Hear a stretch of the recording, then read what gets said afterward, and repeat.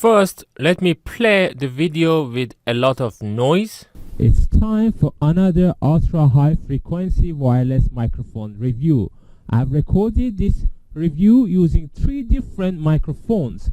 Most of the noise in this video was a popping and plosive noise, which is created by the high pressure air movement around the mic. And I'm gonna show you how to fix it using Premiere Pro. You could also use these methods in order to fix any types of noises. So let's get started.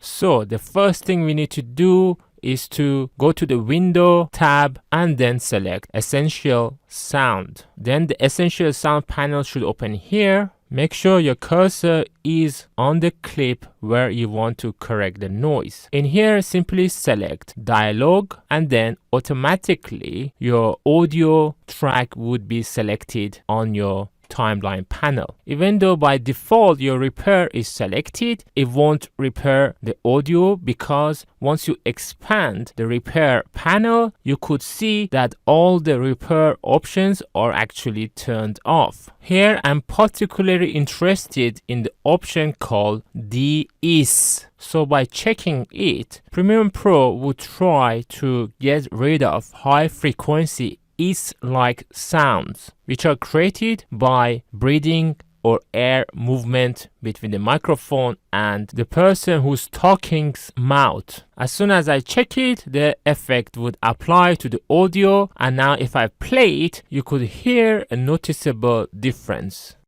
It's time for another ultra high frequency wireless microphone review.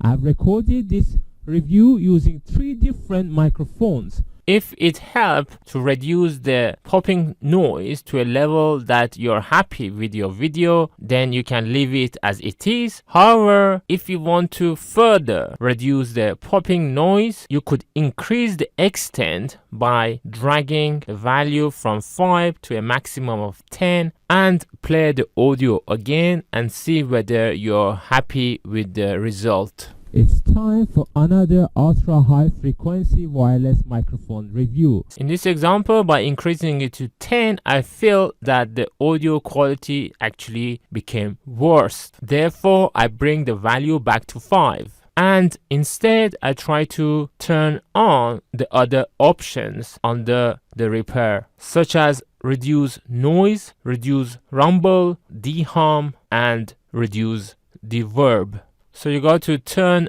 on various different options one by one or all together, and then play your audio again and see whether your audio quality has improved or not. It's very much a trial and error process because every video would have a different underlining reason for its noise. Even though the reason for the noise in this video is for popping, other settings also do help in reducing the noise. It's time for another ultra high frequency wireless microphone review. I've recorded this.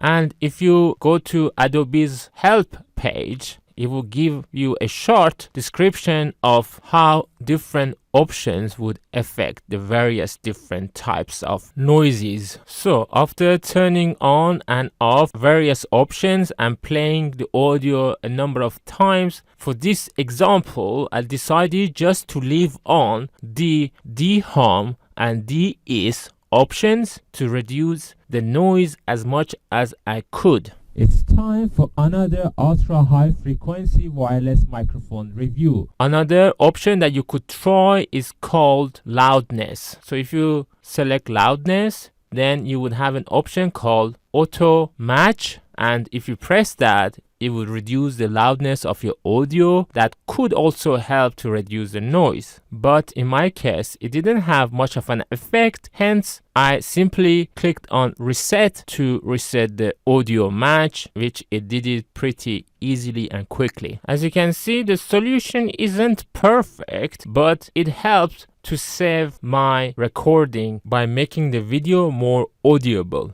If you found this video helpful, please don't forget to subscribe to support my channel. Also, you could watch my other videos on the screen.